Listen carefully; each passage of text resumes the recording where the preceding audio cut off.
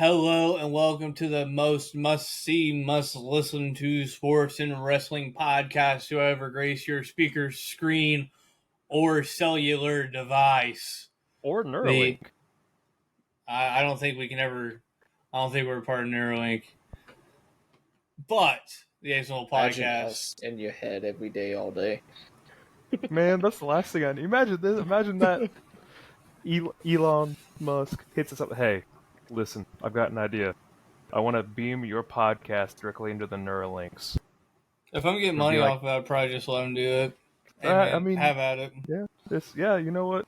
We're a small enough podcast, there's money in it for us. I mean, We'd have to actually start paying attention to what logos we put into the podcast backgrounds and stuff. Well, we would probably be told to so start. It's three AIs, so it's fine. It'd just be three AIs of us. We'd have our own personal AIs. We would have a Slim Jim logo somewhere. We'd have a Slim Jim table. We'd And have a Tesla fireball logo ladder. somewhere. We'd have And a the Tesla SpaceX. logo. SpaceX logo somewhere. The T in Austin would be the Tesla logo. Probably.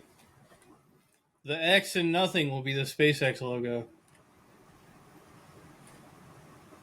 If you had me, then you lost me. Because none of our names have an X in it. So we wouldn't be using the SpaceX logo. I gotcha. No one has an S here. I guess I do too. We could have the SpaceX Tesla logos right next to each other in the middle of my name.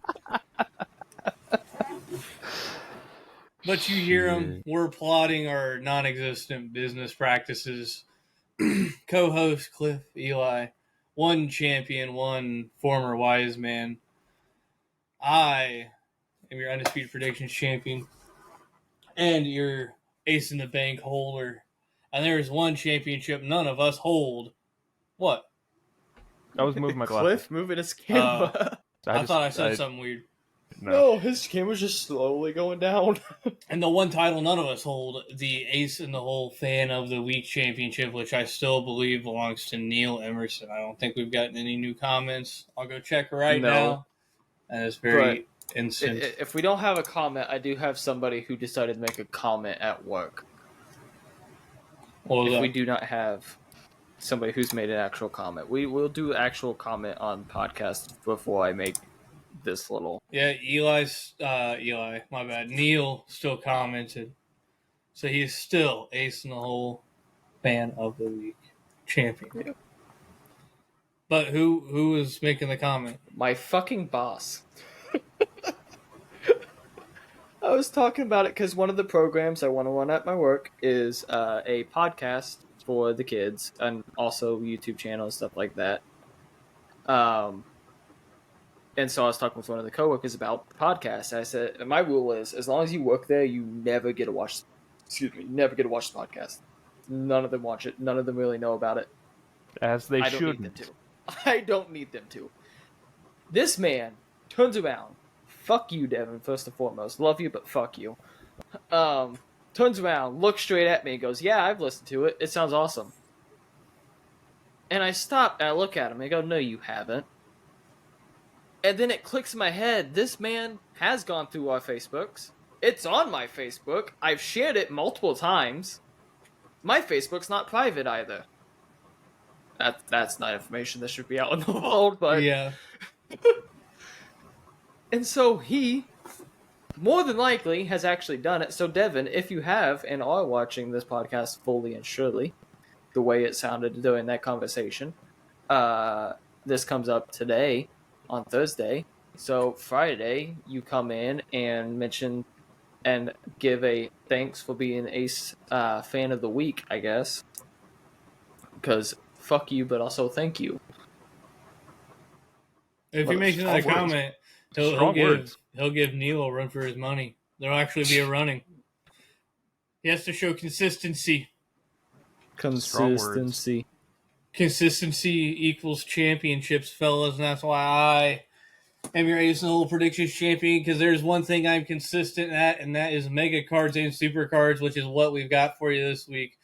I honestly, I didn't even have a recap, because we got a lot of wrestling, we got a lot of predictions to cover here. So if you want to forego the recaps, we can. But I can think also we almost have to. I can pull up my recaps real quick, but We're good. I think we almost have to forego it just because there's so much we have to do this week. There wasn't much that really happened in the world of New Japan that I can't cover when we reach what my segment is later. 6 cards, 5 cards, 1 tournament-ish type deal. What was that, Eli? I forgot I had typing mode on my phone set up, and I was holding my screen down as I was moving and highlighted Jordan Grace and Blake's match. So Sure, we've buddy. got 5 cards and 1 tournament to try and predict. Yeah, but the tournament's kind of its own thing, though. It gets Yeah. you the access to the golden veto. Which we will cover later once we get to that tournament, which is the G1 Climax from New Japan. One of the only things Eli actually has a home advantage in. So we have 3 cards from the Fed, 1 card from AEW, 1 card from ROH, 2 cards from AEW, really. And then that New Japan G1 Climax. It's the 35th iteration of this said tournament. With that being said, keep in mind home card advantage, home show, home company advantage does exist. So for 3 cards, I will have 2 vetoes because I am the champion, which gets you a veto, and then it will be my home show, which is another veto. For the 2 AW and ROH cards, Cliff will get 1 veto, I will get 1 veto. And then for the NJPW card, Eli will get 1 veto, and I will get 1 veto. With the home fields set, we have a lot of predictions to forego, and Eli already looks like he's in pain because he knows he's no match. No, I drum rolled on my chair and came a little too close. That fucking hurt. You what? Shut the fuck up. What did he say? So what one would we like to start with? What card would we like to start with first? I think we just work our way top to bottom. Start with the WWE and work our way down. Well, should we read through them real fast to let the people know what we're doing? I would say Well, pay-per-views, and as we go through the cards, we can explain more that's of the what I was matches. thinking. So from the WWE, the 3 cards we have are the NXT Great American Bash, WWE Saturday Night Main Event, and WWE Evolution, which has 15 matches in total as of right now. Ow.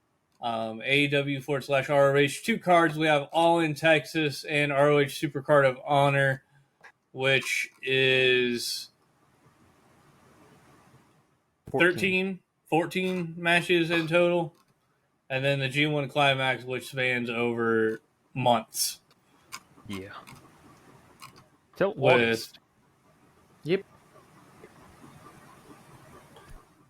18 combatants. 18 competitors, I believe, unless I miscounted. No, that sounds right. So with that being said, we will go ahead. We will dip our toes into the water. A quick 3-match card for WWE Saturday Night Main Event. We'll go ahead and get that out of the way. Quick, easy 3, and then done. Eli, are you in here, or do I need to type for you again? I got it. We have Randy Orton versus Drew McIntyre in a singles match. LA Knight versus Seth Rollins in a singles match. And then Gunther versus Goldberg in a singles match for the World Heavyweight Championship, with the stipulation of this match being Goldberg's retirement match. You know it's not happening. With this being said, I'm going to go ahead. I'm going to be nice. I'm just going to go first here. Yeah, thank you. He's going to veto this match and this match. I'm going to veto Randy Orton versus Drew McIntyre because it's the only toss-up match there is. Wrong button. What are we doing here, fellas? Do we not know how to work Google Docs? I was trying to strike it, but Eli keeps moving shit. Okay, there. They were complaining about the home show rules, even though they were the ones that put them in. And what was the other one you were vetoing? No, I'm only vetoing the first one. Okay. I'm keeping the other 2. Okay. because LA Knight versus Seth Rollins, I don't care if it loses me the title. I'm picking my boy, LA Knight. Yeah, he got me to the show. That should be the briefcase in his possession, and it's not. 3 years in a row, 3 losses in a row for LA Knight. I think he might get a monumental one here with some help from his friends. So who are his friends? I don't know. Is it a certain Pepsi Phil? I mean, there's no other big cards this week. Could be Cody Rhodes. He's not a big fan of Seth Rollins. Could be Jey Uso. He's not a fan of Seth Rollins. Sami Zayn. He's not a big fan of Seth Rollins. Sammy's all been written off. You never know. Eli, go ahead. I'm taking Seth. I really don't have That's much a smart reason pick. other than it's probably the safest pick out of the two I can do.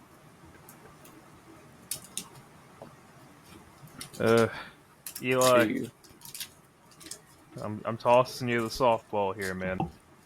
I'm going LA Knight because if anybody can stop the SuperCard, it's got to be Eli here. So Well, now he's going to veto my Seth pick, and now we're going to move as forward. many points as I can. I got to give him as many points as I can. So there you go, Eli. Gunther versus Goldberg in that aforementioned retirement match. I'm taking Gunther. Very obvious as to why. I would fucking hope that it's Gunther. I'm taking Gunther because I fucking hope we don't get Goldberg as world champion in 2025. But, you know... Do you want to gamble on a Bret Hart sighting? Fucking imagine. You want to gamble on a Bret Bret Hart sighting? costs Goldberg the world championship. In his retirement match, yeah. That would be... Bret Hart is Gunther's favorite. Yep. That's Last time we saw insane. Bret Hart, though, he was in an AEW ring. Yeah. But Keith Lee is still under AEW contract. We saw him at the WWE Hall of Fame ceremony. Not by intention. He appeared in the background of an interview. Bro's just trying to leave. Cliff, who you got? You're the only one that hasn't. I want to. I really do. But I'm gonna swim with the pack. Why here would and you take admit Gunther. that? Because it's different, and that's what won you the title the first time. Oh, he's different. Cliff, you can pick one of your cards to go next. I don't care which one. Let's tackle the ROH Super Card of Honor. Fuck.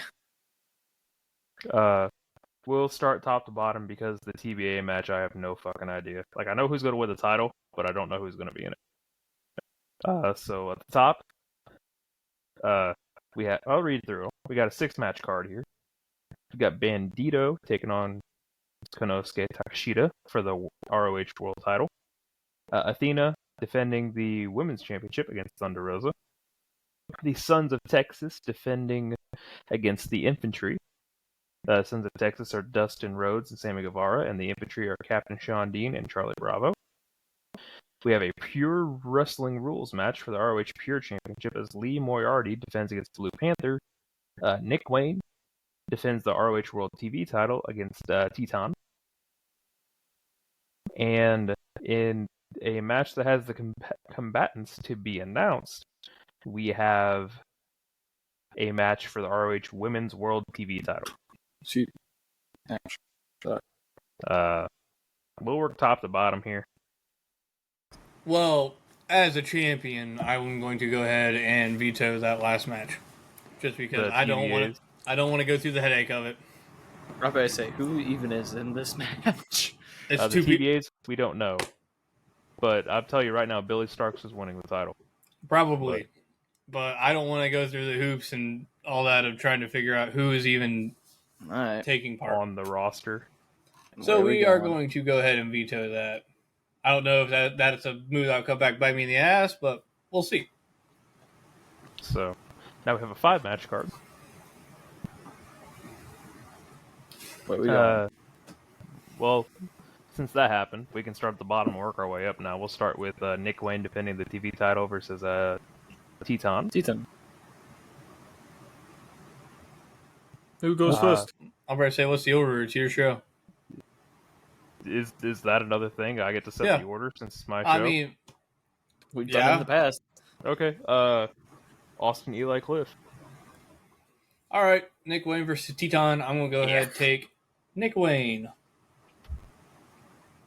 Nick Wayne retain.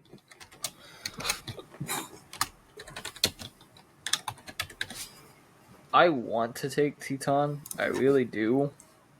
Just because I want something different.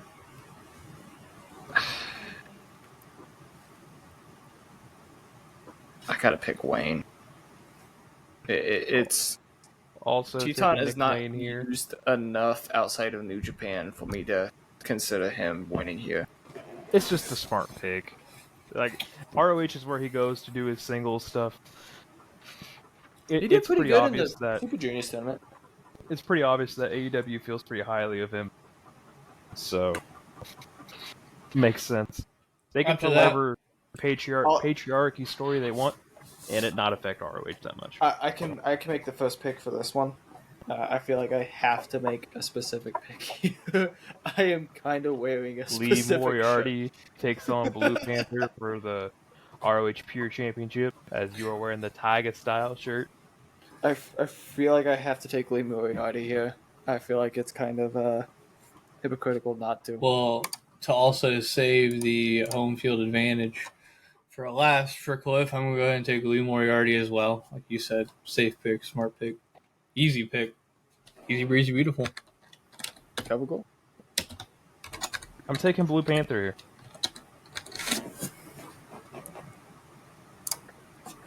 He's different.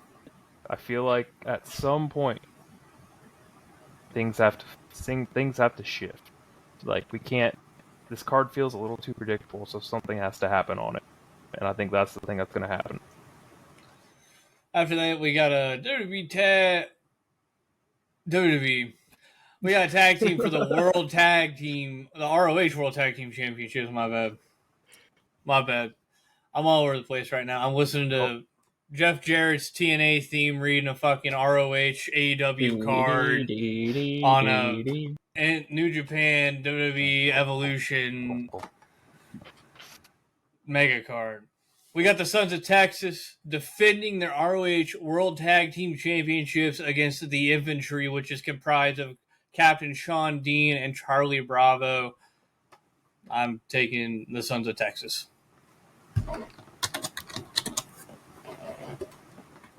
Give me Dustin Rhodes any day of the week. The natural. I don't know who the Infantry are in the slightest. Sean Dean sounds like a really bad WWF name for some guy that was going to come down in like disco attire. Do you not know the story of Captain Sean Dean? No. He beat MJF, my guy. When MJF was title, he beat him in a non-title match. That doesn't make it better.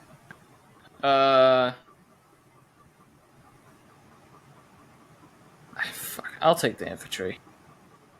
That's not me trying to be different. That's just me. I genuinely think the Sons of Texas need to lose the title. I do, but I feel the same way, but not in Texas. For real, That'd be the best thing for a heel team to win it. The name of the state's in the name.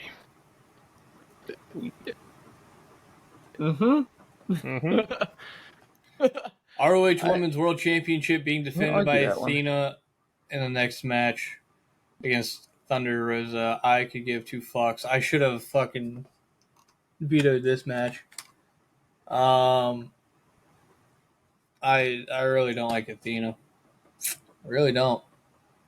And I also think they can't just keep having Thunder Rosa sit around and not do anything. So it gives me all the reason to pick Thunder Rosa. So I'm going to go ahead and do that. Rosa. Because fuck Athena. Yep. That's kind of where I'm at, but... Won the NXT Championship, vacated after Asuka gave it up because no one on NXT could beat her, storyline-wise. Great when you get booked powerful.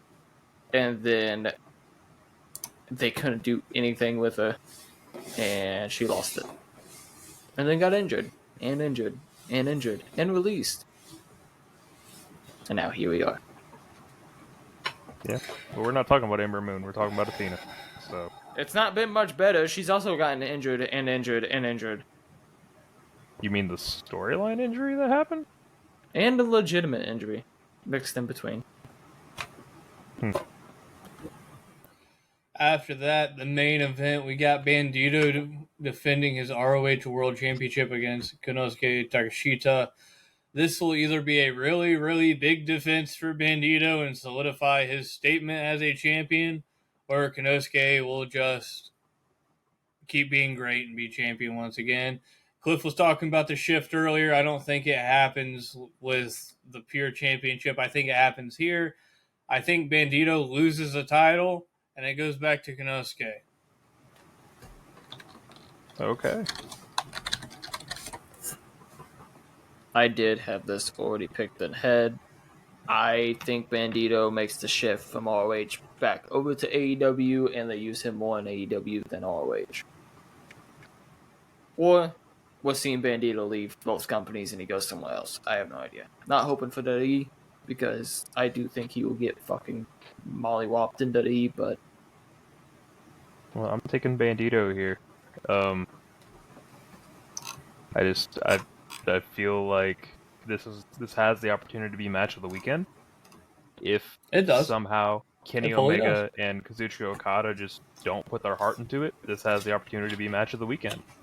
But I think that Bandito goes on top here, because I think there's a few more stories left to tell in ROH before Do they need the title, he though? moves on.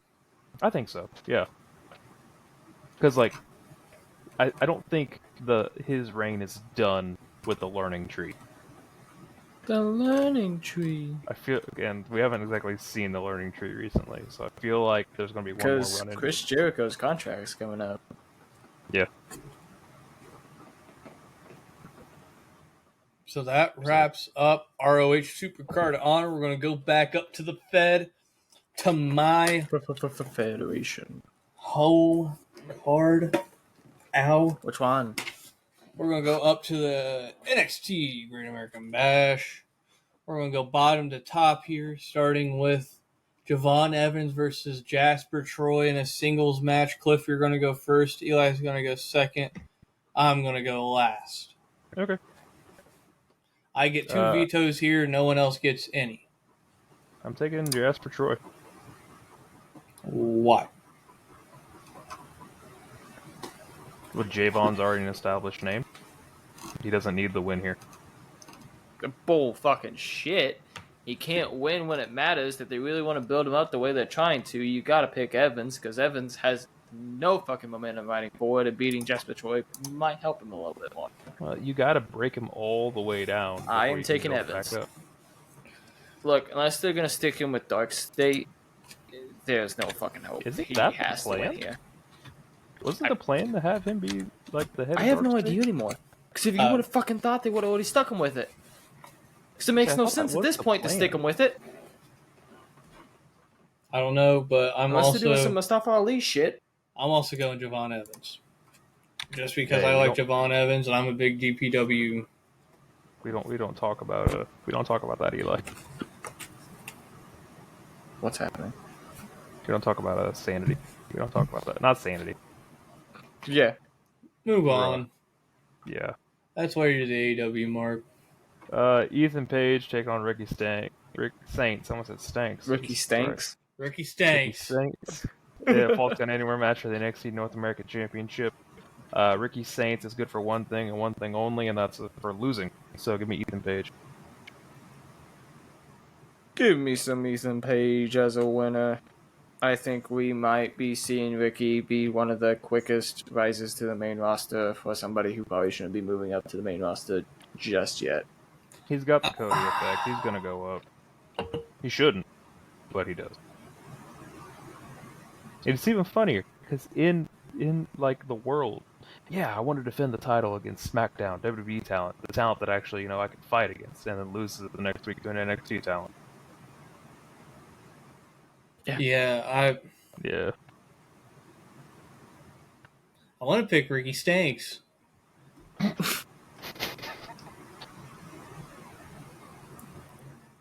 I'll go with the crowd. I'll go Ethan Page. I'll go with the smart pick here. They say sometimes you just gotta fit in. Wow. And a quick update while he's typing that out before we get here. He put Page. Never mind. We are potentially going to bring back Westworld if the list all goes through and a Dungeon Master can decide that he can communicate what needs to happen with us. It's almost like I told you forever ago that it needed to be done. Well, I give you a list of people. Now you have. Next match, we got Soul defending the NXT North American Championship against Izzy Dame. I'm taking Soul. I feel like she just won the belt. It doesn't make sense to have her lose it this quick. She's actually had it for a little bit. It doesn't feel like it. It's been a while. I'm taking Izzy. Probably not the best choice to make here. It definitely really probably isn't the smartest choice, but I feel like Izzy is a name they are trying to build up, and Izzy probably needs the win more here. And we could be seeing Zarya turning against Soul too here. So we also have an insane Tana Paxley ringside, so there's also that. Yeah, I want Izzy to win it. I Uh-huh. think I have to go with Cliff. I see that you started typing there. Yeah. I'm going to go with Cliff. I'm going to go Sol Ruka. Because I went with you and Javon Evans earlier. So I got to even this thing out. There's a lot of matches that we are going to We'll wade have our to try way to stay through. even with each other for a while. Next, we got Jordan Grace and Blake Monroe taking on Fatal Influence. What? I just fucking noticed the world title match. What the fuck? Yeah. Yeah. What? Okay. What? Eli, are you okay? No, I'm not. Let's get through this tag match. Okay. I'm taking Fatal Influence here, just because I think they're going to tell the story of the team that has actually worked together before. Can beat two thrown together people, no matter how good they are. So I think that's the story here. I'm taking Jordan and Blake.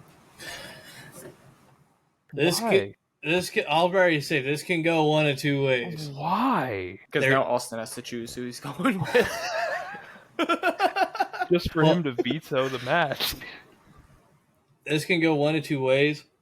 They can either run with the Beauty and Beast type of tag team deal until they eventually turn on each other of Jordan Grace and Blake Monroe, or they go ahead Jordan. and they go ahead and turn Jordan here and turn her into like the Barbie Breaker. She beats up all That sounds terrifying. I mean, is that not what Blake Monroe is? That's all I'm not Mariah May's disagreeing. That gimmick sounds is fucking terrifying, though. beauty and glamour. She could be like the beast of.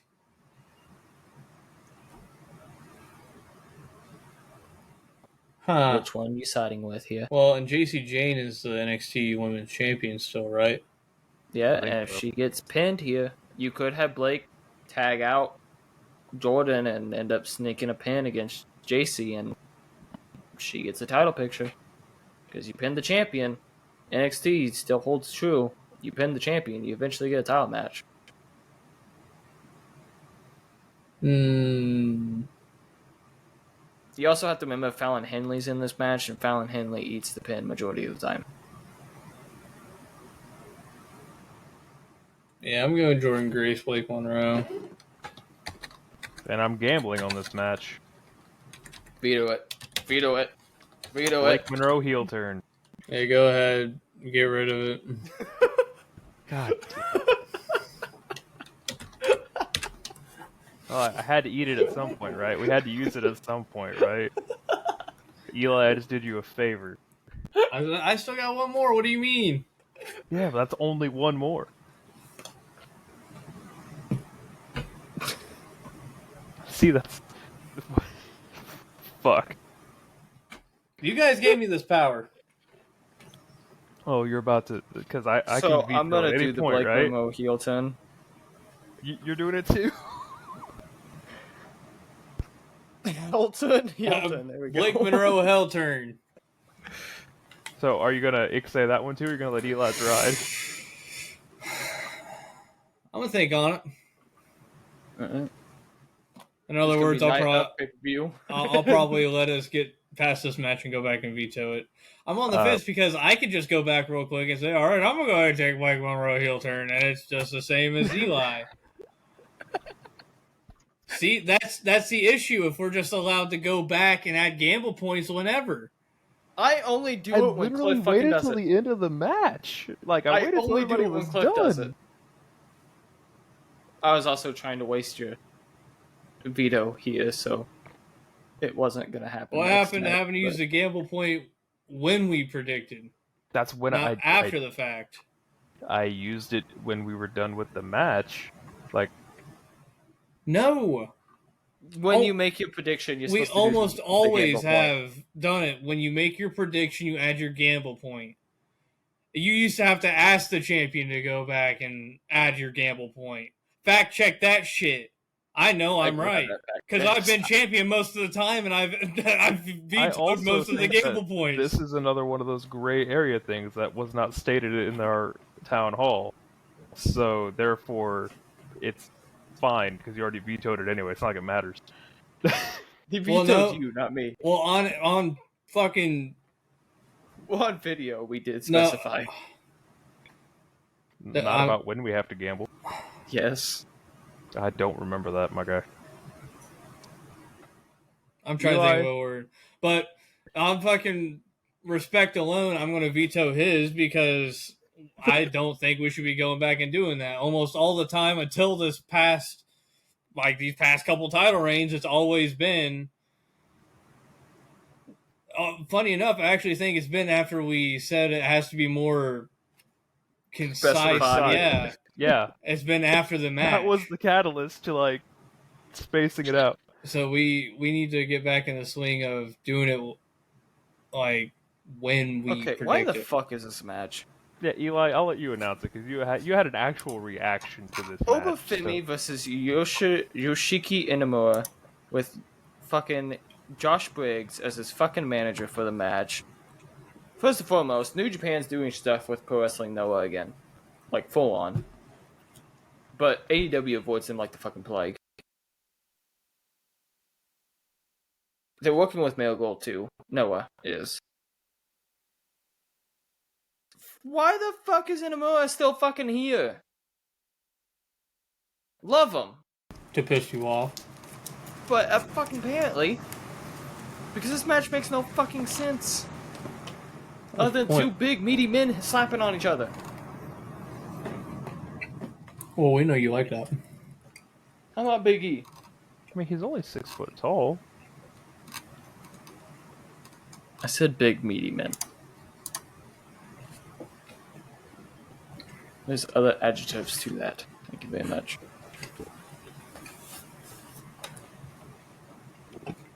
This guy loves to lose at Wrestle Kingdom. Holy shit. Inamura? Yeah. Yeah. He's been on 2 and lost at both of them. Yeah. Yeah. So yeah, since I gotta go first here, I'm taking Oba. Well, no fucking shit. You'd have to be fucking dumb not to pick Oba here. You'd have to be fucking dumb not to. If somehow Inamura fucking pulls it out of his ass, I don't know what's happening. Do you want to reverse gamble and you'll lose points if he doesn't? Like, Inamura fucking... If he wins, fucking... Somebody from New Japan fucking shows up, too. Like, I'm taking Obafemi as well, just... This is fucking ridiculous. And after that, I say we go to the G1, because I think All in Texas is the biggest card of the weekend, in my opinion. I still have Evolution as well. So we have decided that only 3 people get out of each block. So we're going to predict the 3 that get out of the blocks. So 3 from A, 3 from B, and then the winner.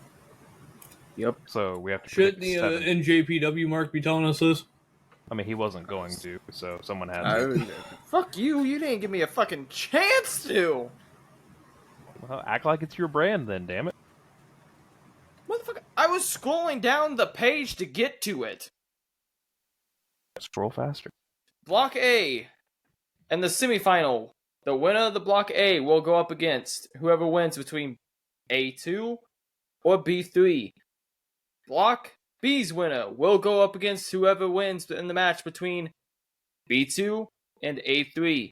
There will be 3 winners for each block, technically speaking, first, second, third. There is always tiebreakers and stuff amongst this and these tournaments. G1, me and Cliff were going over it a while ago. Technically dates back to like the early 1980s. The tourney is now in there. So really, if you want to, we can copy and paste that 3 times, and we can each have our own bracket. It's gonna be something. The competitors, starting with Block A going down, is Bolton Oleg, Evil, David Finley, Callum Newman, I can't ever fucking pronounce his name. Oya, Sanada, Taichi, Hiroshi Tanahashi, Yoda Tsuji, Yoya Umura. Block B is El Phantasmo, Gabe Kidd, Drilla Maloney, Ren Narita, Great Okan, Zack Sabre Jr., Shingo Takagi, Kanose Takashita, Shota Umino, and Yoshi Hashi. Taichi is replacing Goto, who apparently has a legitimate arm injury. I'd have to assume is why there was a referee stoppage during the world title match that they had between Zack Sabre Jr. and him. I think it was Seoul? Maybe Sounds was right. the pay-per-view? Sounds right. The way this is going to work, I can veto somebody's pick at any point. That is the veto I have for this. What are we fighting for? Well, So can I. yeah, and he can too. This is for a golden veto, which means at any point doing anything, whoever wins the G1 tourney picks correctly, the most correct picks, can veto whatever, whenever they want. Once, obviously. But that means you could do it during a parlay. And we have learned that vetoes are worth their weight in fucking gold over the last 3 weeks. We have learned this over the last 3 defenses. Imagine we do a New Japan show. Once again, we act like it's my fault, and I'm not even the one that brought it up. I'm saying we're learning how important they are. I'm not Imagine saying we You're do a goddamn New Japan right. show. Hey, imagine we do a New Japan show. I'm champion. I get. I'm What, imagining, veto? yes. And I win this. I would have That's 3 the only way it's vetoes. gonna happen. I would have 3 vetoes. Yeah, but that third All in veto one is show. a mystery veto that might help you later. And remember, as Austin learned, as we learned from Austin's first defense, we don't have to veto now. We can veto later, too, apparently. Yeah. Imagine a parlay, your team's losing, and you just immediately, hey, yeah, no, that's veto. Yeah, that game's vetoed. So, I think order we're gonna go here. No, we can't do sports. We did say that you can't veto sports. We did not. Yes, we did. We said vetoes have to stay to predictions. I remember this. That's some bullshit. Because there's I no way like to the do a idea home of the field golden advantage veto being in able to go sports. anywhere. So the veto... That's why I'm saying Has it's to a stay. golden veto. You can go wherever. This isn't a home field advantage veto. This is a you can say This just got even more powerful. Now I really want to win this. like that's why I'm saying this could be something big. Since you're so up in ante, Cliff, and you wanted to start fucking talking, how about you pick your 6 people and who you picking to win? Cool. Out of Block A, which is a very interesting block because there's a lot of Do we big want to names predict? in it. Do we want to predict 1, 2, 3? Like No. I would just say pick 3 from A. You pick 3 from A, you 3 I from say B. we and do then... 1, 2, 3, but it's a bonus point if you get it in that order. I So, mean, we can. like, say you pick Takeshita, or Takeshita, my bad, for A1. I know he's probably not in Block A, but A1. He ends up being A1. You get 2 points instead of 1. I like it. Why does it smell like my house is on fire?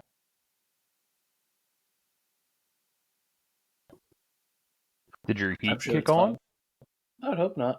I'd say your heat might have kicked on. You said it was cold. So coming out of A block, I guess in order 1, 2, 3. I've got Sonata, Finley, and Tanahashi. Sounded hesitant saying that. I got Tanahashi coming out in that 3 spot. Do we want to go A, B, B, B, winner, winner, winner? You can, yeah. I copy and pasted the tourney thing down at the bottom. I said that earlier. Yeah. Oh, I see it now.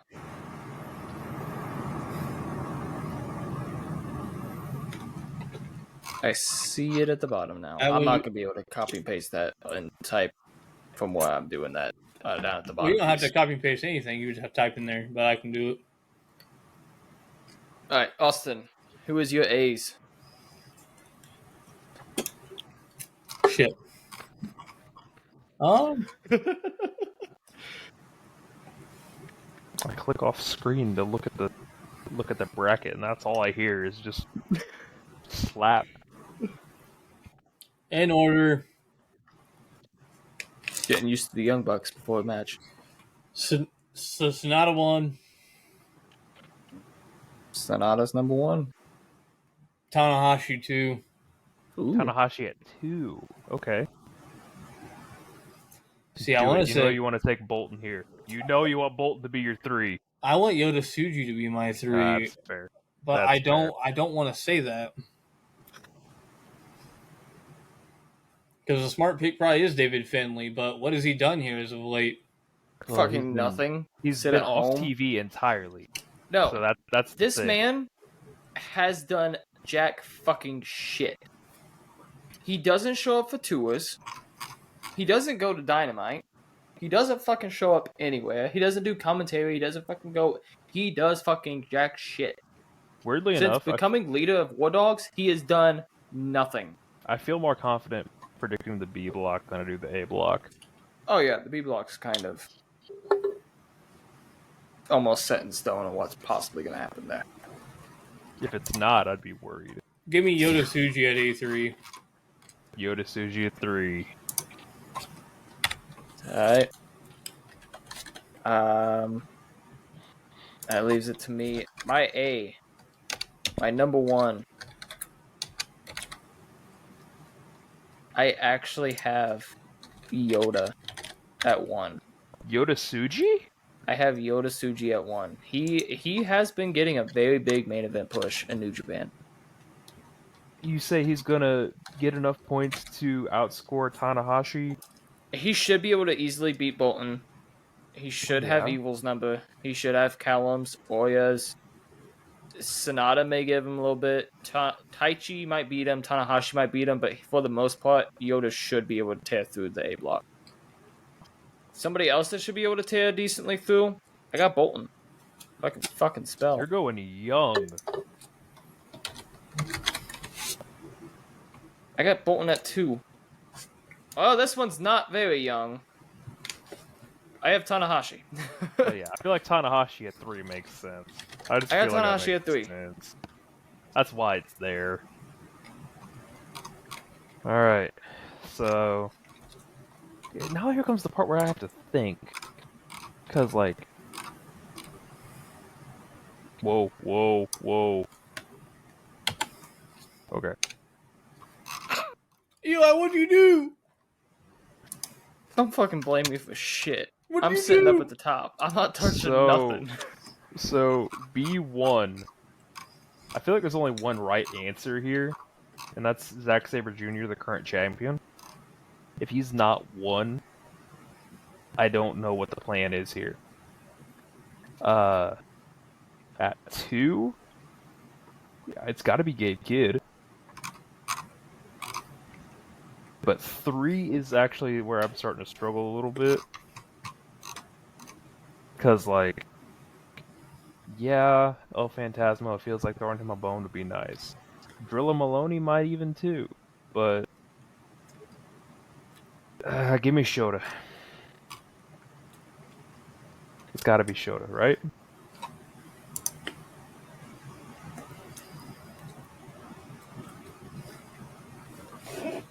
I could see him getting in, sneaking into the dance, make a little noise. That's all you got to do. What's up, Eli? I don't know. I agree to the point of Zack Sabre Jr. I think he's probably going to be A1. Current champion. He shouldn't lose a match. Like, it just makes sense. B2 though. Apparently, I'm the only one that smells fire, so maybe I'm finally having a stroke. No, it's not fire. It's toast, Eli. I don't know. I don't have my AC going, so it's not. See, I was originally going to take Takeshita at 2 or 3, but I don't think I'm going to do that anymore. I do already have, like, my brain on who I think Paulie's running through this. I'll take Gabe Kidd at 2 as well.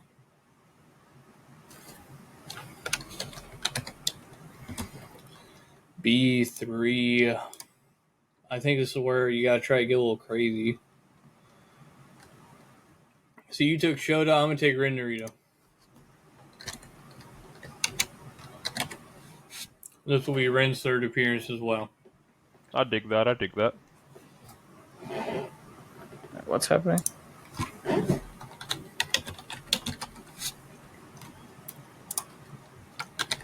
You have Ren. You have Gabe, and you have who else? Zach. I'm going a bit different here. I'm taking. Call me crazy here. I already know this is gonna sound crazy. I got Kid. Number 1. As your 1? I got Kid 1. I got Shingo 2. I don't know why it keeps fucking putting it cap. I got Sabre 3. You have your world's champion. They've done it before. Finishing under your global champion. They have done it before. Gabe is running high from beating Tanahashi. His first title defense as a singles champion. As a singles champion with a title that actually means a damn, not the strong title. He beat Tanahashi. Who'd you have at 2? Shingo Takagi. Yeah, Takagi. Well, Gabe Kidd can easily get through Phantasmo. He can get through Narita. He can get through Khan. Jesus Christ. He's already gotten through Shingo. I hope He can Zack get Sabre wins Takeshita. all of his matches in less than 5 minutes now.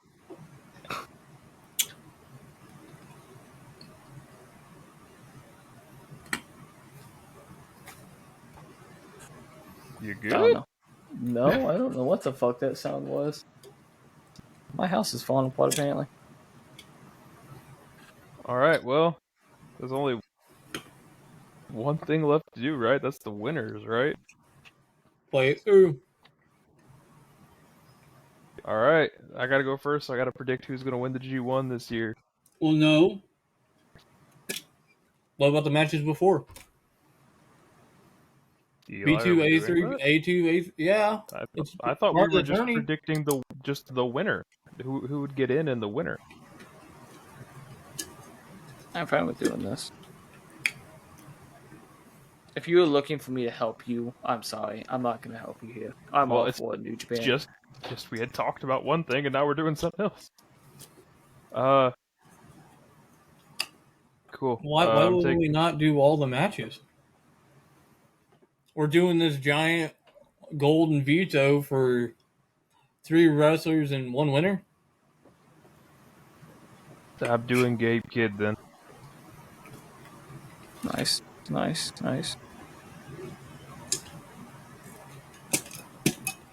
Hey, Austin, don't worry about doing yours for this one. Do the bottom one. You're vetoed on your A1 match. I am? Yep. Okay. Well, then you go ahead for your A1 match then. You get rid of my B match. No, I'm just following I'm order. so confused what you just vetoed. I vetoed Austin being able to get a point with the A1 semifinal match. Okay, but he still has to predict it because we need to know who he's going up against in the finals. So he still has to give his predictions so we know what the next match is. Even if he can't You get can the explain point that in for a it, second, we can still still need to put know it. what it is. but he's not getting a point for it. I don't need you. That means So his you're saying- pick is going forward and winning. So you're saying Yoda is gonna win versus whoever was gonna get out of 2-3 match? Yoda's not This my is a pick. fucking match. Sorry, Yoda's Sonata? mine. Yeah. Okay. Mine is Tanahashi against Shingo. I'm taking Shingo. No. I misread that. Give me Yoda. No, I didn't. Tanahashi's yours. It's Tanahashi versus Yoda Tsuji. Okay, so yeah, we have. So this is the picking between B2 and A3, correct? Yes. Okay, the graph was not computing in my head. Look at what I had to look at on my fucking phone. Yeah, a graph. A bracket. Tiniest graph that I had to move back and forth to move through the lines. A2, B3. A2, B3, A2. That goes here, correct? Yes. Okay. I'm taking Tanahashi. I'm also taking Tanahashi. This is a fucking match. Bolton Oleg versus fucking Zack Sabre Jr. Wait, Tanahashi isn't in mine. Never mind. Man, this has me so fucked up. How? I'm taking Zack Sabre Jr. while he figures out how to fucking put Shota and Finley in a match. It's Shota and Finley. Who are you putting? And why? Fuck you. I'm taking Shota. Well, it's because it's not all on the same page and everything's all kinds of fucked. I think you're the only one that thinks everything's fucked. You were but- just complaining about the bracket. I want to hear it. You're no better than he is. I'm referring to I had to move back and forth on a tiny ass screen. Thank you very much.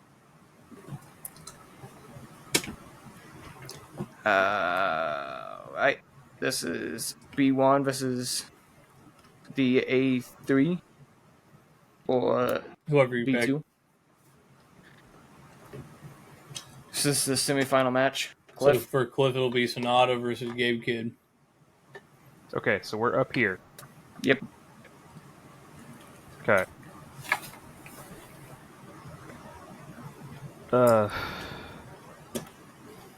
Oh my god, what the hell? I don't know why it's doing it. Just do it. It's fine.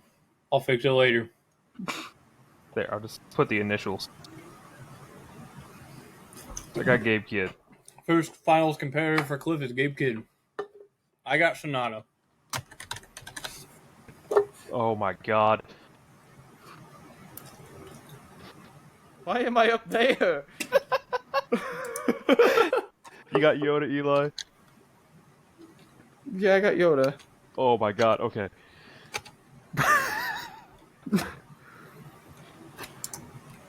Holy shit.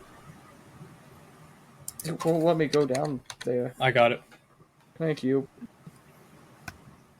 I don't know why I'll do that. I don't know, but it's not giving us the other semifinal match option. So it's Zack. For me, it's Zack Sabre versus Shota. I'm taking Zack Sabre. Okay. I am also taking Zack Sabre Jr. over Tanahashi.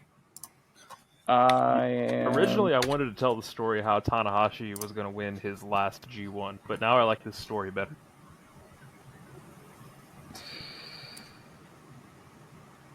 So Eli, yours is Zack Sabre Jr. versus Gabe Kidd.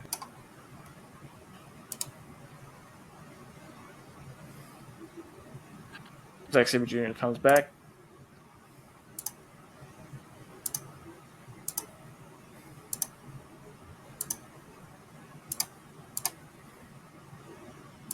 I got Zack Sabre Jr. beating Gabe. Oh, hey, that's neat. I fixed it.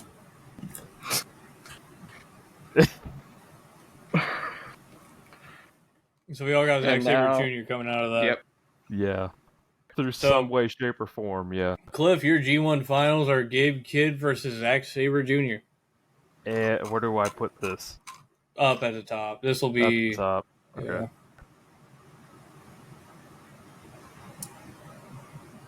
Yeah.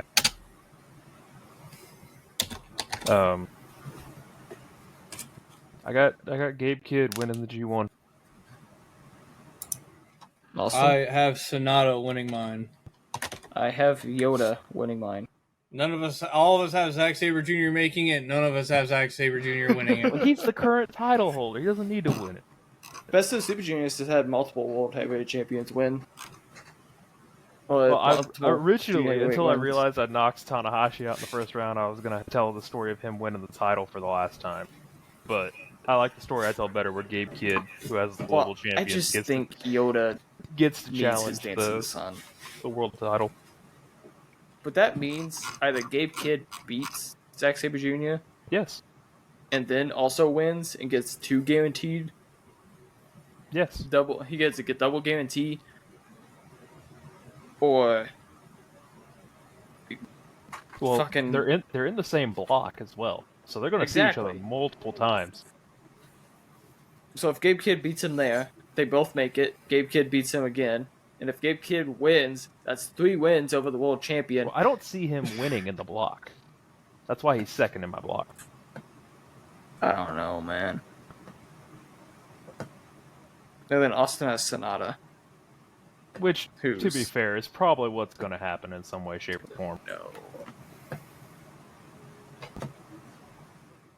Hey, man. If anybody from looking at what all's been happening in New Japan has a decent chance here, it's probably Cliff's Gabe Kidd pick. Yeah, but the path to get there, I don't think is correct at all. No, probably not. This is about like March Madness. this is a very March Madness-esque.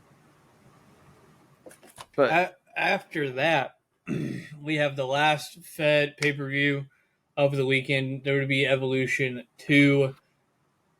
The first match of the night. Well, they have that in like the main event spot. I don't know. There's a lot of matches here. I'm just going to read through them. We can go bottom, top to bottom. I don't give a shit. I'll figure it out. First match, we got JC Jane defending her NXT Women's Championship against Jordan Grace. After that, a Women's World Championship match. Io Sky defending her title against Rhea Ripley. Fatal 4-way tag team match for the WWE Women's Tag Team Championship. Judgment Day versus Charlotte Flair and Alexa Bliss versus Sol Ruka and Zarya versus the Kabuki Warriors. So they're probably not turning Sol Ruka and Zarya against each other if they have a match the next night. After that, we got a battle royal for a world championship match at Clash in Paris. Following that, Tiffany Stratton defends against Trish Stratus. She defended WWE Women's Championship. Sorry, I got flashbanged by something Trish Stratus posted on fucking Twitter, and it was like AI babies or some shit. It was bad. Oh. It's real bad. Of her and Tiffy. Oh. I didn't even listen to it. I saw it at work, and I'm like, there's no fucking way. So that's why I stuttered and stopped there. That's the only thing that popped in my mind. After that, we got Jade Cargill versus Naomi in a no-holds-barred match. And then Becky Lynch defends her Women's Intercontinental Championship against Bayley and Lyra Valkyria. Since it's a Fed PLE, I have 2 vetoes. And with that being said, I set the order, and I'm going last. Eli can go first since I made Cliff go first last time. Eli, you're going to go first. Cliff can go second. I'm going to go last. Also figure this works out well for you guys since you watch so much Stardom. Sorry, I was just finally watching the video. He's lost in the sauce. I was watching the video. That's something. Okay. Where are we starting? The bottom or the top? Probably the top. Top to bottom, I guess. I don't know. Wow, we have JC Jane versus Jordan Grace for the NXT Women's Championship. It's almost like a match happened already for this going into this. Who would have thunk it? Give me Jordan Grace.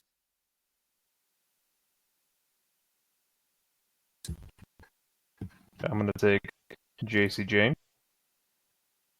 because I have to stick with the narrative that We haven't gotten to the Blake Monroe heel turn happens, and she comes down to cost Jordan Grace. We had to wait till SummerSlam before the draft, right? SummerSlam was February. Is it SummerSlam? I think it's SummerSlam as the new weight date. That's what I thought. I don't know. So we can get another Jordan Grace title reign before she gets moved up. I'm taking Jordan Grace. Up next, we have Io Sky versus Rhea Ripley for the Women's World Championship. I want Io to win. What more can I say? I think Rhea's last title reign was very, I can't think of any real words to truly describe how terrible it kind of was. It was not that good all the way through. There was some high points, but there was a whole more low on the last one. Not when she first got this championship or anything like that. Judgment Day stuff, champion, awesome, cool. Other title reigns, amazing. The last time she held the title belt was, yeah, at best. Yeah. I'm gonna look down the card real quick. Yep. Just like I thought. Not a lot of really weird stuff could happen. So, I think Rhea gets the belt here. So glad the Kabuki Warriors are still a tag team. I'm going to go ahead and take Io. I think she's pretty hot right now. She's got a lot of traction. Fans behind her. Go take some time off, Rhea. See you at Survivor Series. Up next, the Judgment Day, Raquel Rodriguez and Roxanne Perez, the champions, versus Charlotte Flair and Alexa Bliss versus Sol Ruka and Zarya versus the Kabuki Warriors, Asuka and Kairi Sane for the WWE Women's Tag Team Championship, the often forgotten tag title. I think for storyline purposes, Judgment Day had to win here. I can't. Kabuki Warriors haven't done jack shit. The only other team I could potentially see winning this match is Charlotte and Alexa. That's also only because of storyline purposes. There's nothing else I see happening. The other two teams are just here for either to eat the pin or cannon fodder. Click. Well, damn, I was looking for the betting odds. As much as I would love to see Kabuki Warriors as champions. Actually, tell them the fuck out. You just pushed me over the edge. If you want to see it so bad, fucking predict it. That's where I'm going. I'm picking the Kabuki Warriors. Because they are workers? What I'm saying is, Asuka, you said they haven't done anything.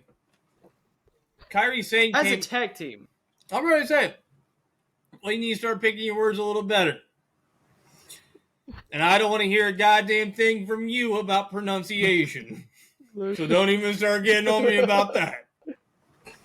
The Kabuki workers, I love that. They're hard workers, damn it. I'm taking the Kabuki Warriors. Asuka had a really good showing at Night of Champions. She went to the finals. They've been building up Kairi Sane, like they actively show vignettes of her. And I feel like they were building towards something with them and Judgment Day until Liv Morgan got hurt. Because that was the match she got hurt in, was with Kairi Sane. I'm taking the Kabuki Warriors. It's the only other team that has a name here.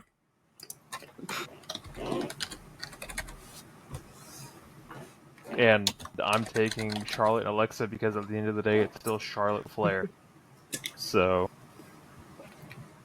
Up next, we have the Battle Royal for a World Championship match at Clash in Paris. That's a fucking name. Yeah, so any big names that aren't on a match here? So I have a list of everybody that's been announced for it, if you want me to read it off. So yeah, no, you want me to read off the list because there's like 14 people that's announced for the match. Or no? Oh, I'm okay. Reading enough. Okay. Aya, Stephanie Vaquer, Nikki Bella, Ivy Nile, Natalia, Maxine Dupree, Izzy Dame, Tatum Paxley, Kalani Jordan, Lash Legend, Lola Vice, Jada Parker, Zelina Vega, and Julia are the names we have announced.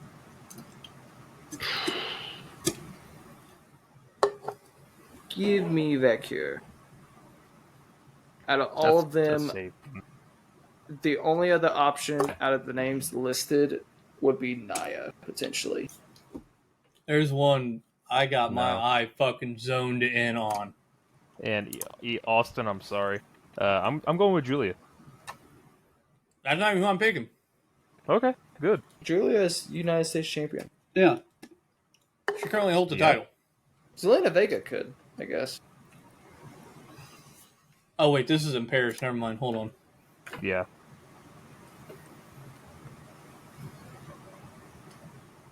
I'll tell you who I really want it to be. Julia technically comes from Europe. Not even technically. Julia does come from Europe. I want it to be Maxine Dupree. No. But it won't be. No. My original pick was Nikki Bella because I thought this was going to be at SummerSlam. I feel like that would have been Nikki Bella too, but a decent SummerSlam main event. Her and not main event, but world title match. Her and Tiffany Stratton. Is this for Tiffany's or? It's just world title match. You can pick Rumble. Well, my guess is that's for the world champion of your brand. Nikki Bella. Because there's NXT participants too. I'm pretty sure that they announced. I don't know. That's what I want Tiffany Stratton to do with the title win. Fast, it feels like they just threw shit at the wall and are just hoping it sticks. Man, Tiffany Stratton's title run. I want to pick Stephanie. I want to pick Stephanie Victor, but I'm gonna go ahead and pick Natalia. Trish Stratus. Oh, that'd be amazing. It's the only way she's gonna get her title shot is out of something like this. That'd be amazing. I'd be okay with that happening. Shit. Something needs to happen with. Well, and I feel like she's been doing pretty good on the indies, like that too. That Natty Night, GCW, yeah, all that stuff. People been eating that shit up. So if she can, the Crockett Cup match wasn't bad. Do a little bit of that at the Fed. I don't know if you get any complaints.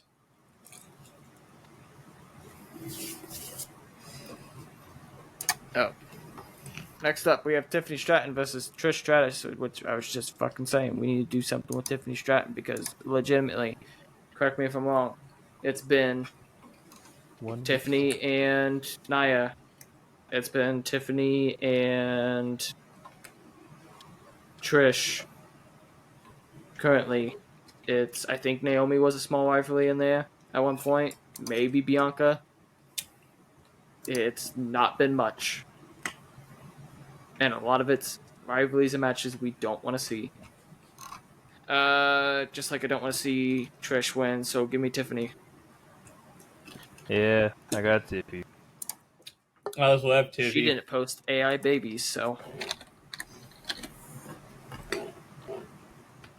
Up next, two of the names I just dropped there.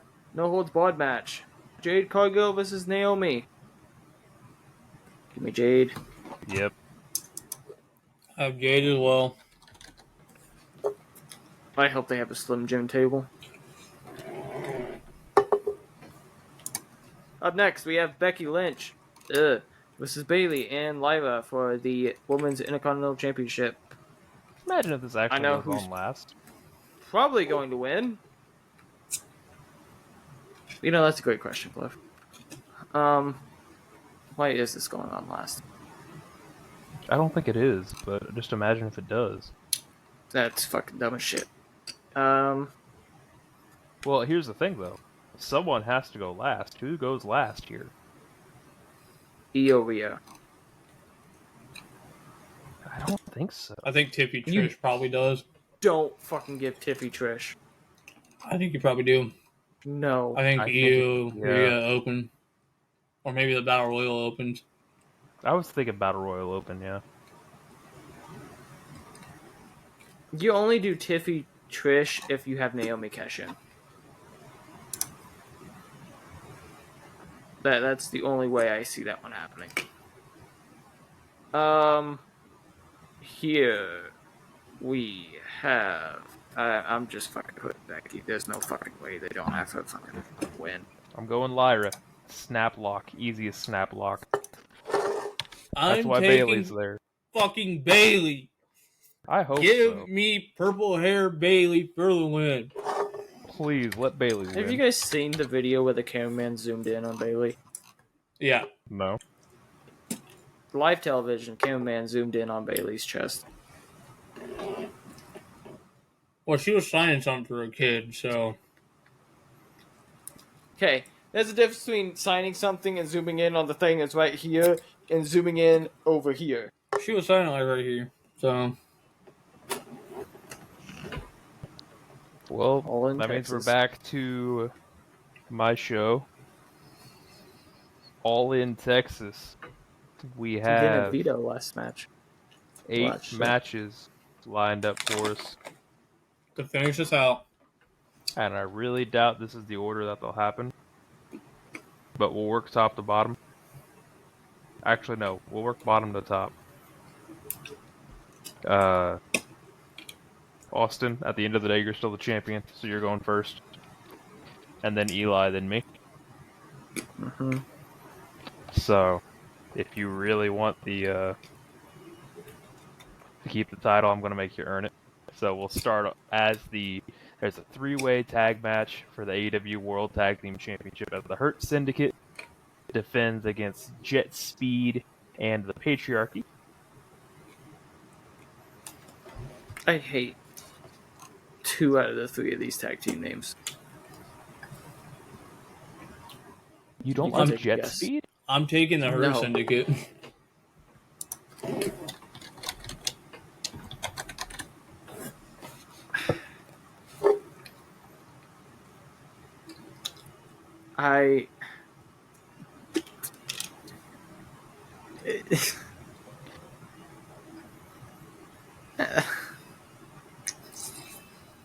I'm taking her syndicate. I was tossing between the Patriarchy and her syndicate. I'm not gonna lie. And I am taking the Patriarchy. The only reason Patriarchy wins is to continue building Cage versus Nick Wayne down the road. Yeah, Only reason. but they've got to win. And that's why Jet Speed is there. Love Kevin Knight, but someone's got to eat the pin here.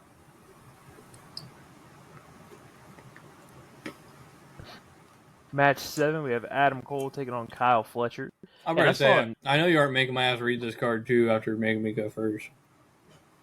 I saw a fun little stat that this is the second All-In back-to-back that Adam Cole has faced Kyle Fletcher in some way, shape, or form. Because last year, it was for the ROH Tag titles, as Kyle Fletcher was a ROH Tag Team Champion as they faced Better Than You Baby. So, Austin, who you got here? Adam Cole defending the TNT title against Kyle Fletcher.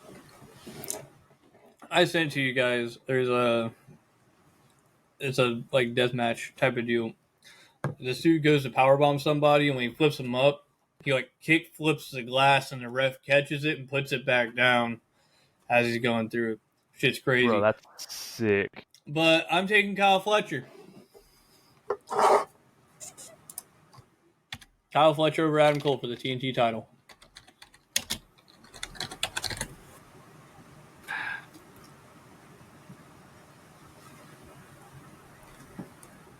Maybe, just maybe, the TNT champion can retain. I'm taking Adam Cole. I am taking Kyle Fletcher. He didn't make a custom. He hasn't made a custom championship yet, so he has to still be champion. No. Not quite. We haven't got the Bebe belt yet. We've got Swerve Strickland and Will Ospreay taking on the Young Bucks, and the stipulation on this match is that if the Young Bucks lose, they will be stripped of their EVP titles. However, if Ospreay and Strickland lose, they cannot challenge for the AEW World Championship for 1 whole year.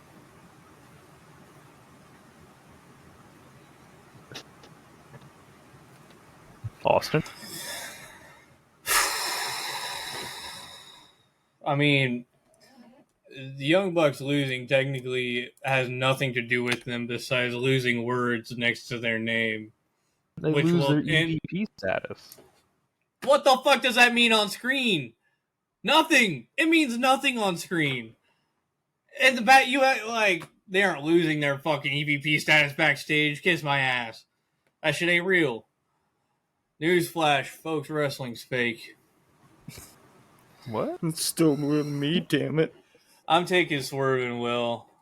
I think this probably turns into a Young Bucks face turn down the line, which is why they're dropping the EVP status. Yeah. I can't disagree with this. I'm taking Swerve and Will. Well, I guess I should clarify wrestling's not fake, it's predetermined. Scripted, maybe. I'm taking the Young Bucks. About as scripted as the NFL sometimes. That is true. And the NBA. Next, we have the Casino Gauntlet match. Is the men's and the women's. Because it's no longer a sport, it's entertainment. So do we have people for this? I was about to look up entrance. I don't think we do. No, we have MJF in it. I know that one. MJF and Mark Briscoe are 1 and 2 in the men's. Yep. I don't think we have any for the women's yet. No one confirmed, but a bunch of people. So, any women's wrestler not on the card. Yep. That spans from AEW to ROH. And free agents. Because And free agents. number 1 on the list I just saw was Dakota Kai. Well, this is always where they make their big, signing They debuts. always come out as the Joker. Yeah. See, I wish I didn't have to pay $60 to watch AEW pay-per-views, because I feel like I would actually watch them and really enjoy them. Yeah, I really wish I could watch them on Max, because then I'd actually get Max.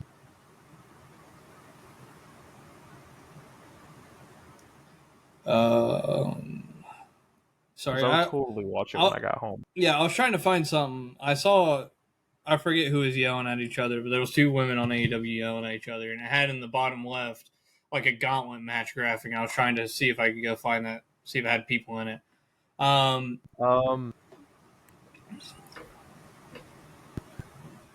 Why do I want to say Britt Baker? Megan Bain is 1. Chris Statlander is 2. Those are the only 2 we have confirmed. Fuck it, I'm taking Megan. I know I'm not supposed to go first, but... Something's telling me Britt Baker. I don't know why. All the controversy, all the talk recently, it's just to drum it up. Yeah, I don't even know what you're talking about, but Britt Baker.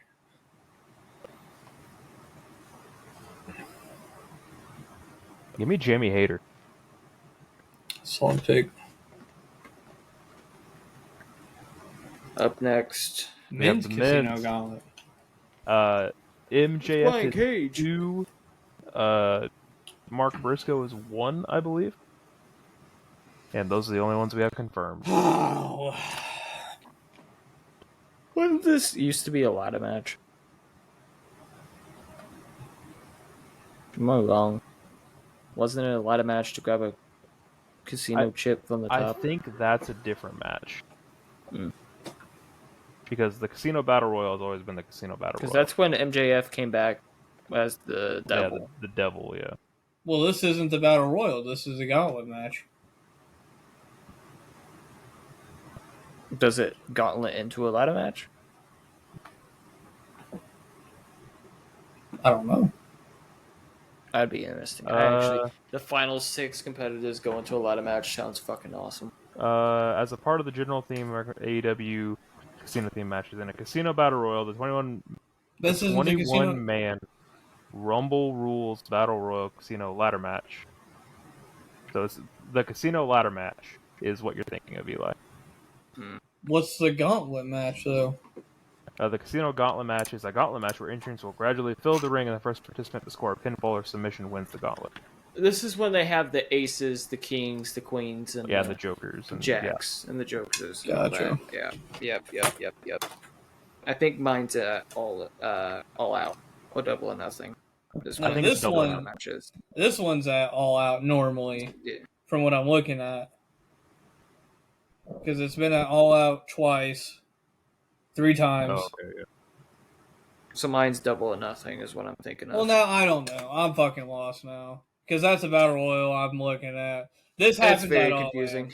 Fucking the Gauntlet match is all in. The Casino one is all out. And double or nothing's when you have a ladder match. Well, no double or nothing is also the Battle Royale. The full gear, maybe? The ladder match is just whenever. They've had it on Double or Nothing, the Dynamite Anniversary, and All Out. That's dumb. Who we picking? I don't know. I don't either. Luchasaurus comes back. Is Darby back? Like No. Not officially. Not yet. Give me Darby. Seen him yet. Give me Darby. There's no better way to welcome a man back from climbing Mount Everest than giving him a title shot.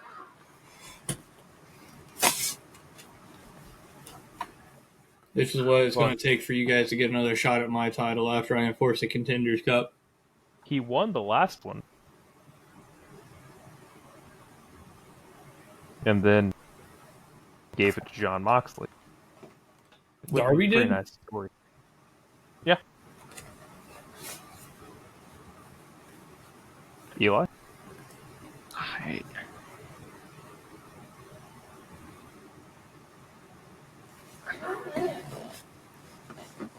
Fuck it. It's a stretch. Give me Adam Copeland. Cope. Or give me Cope. Okay. That's not who I'm thinking. I'm thinking Jay White, but I feel like I pick Jay White every time when it comes to AEW. I was going with Jay White.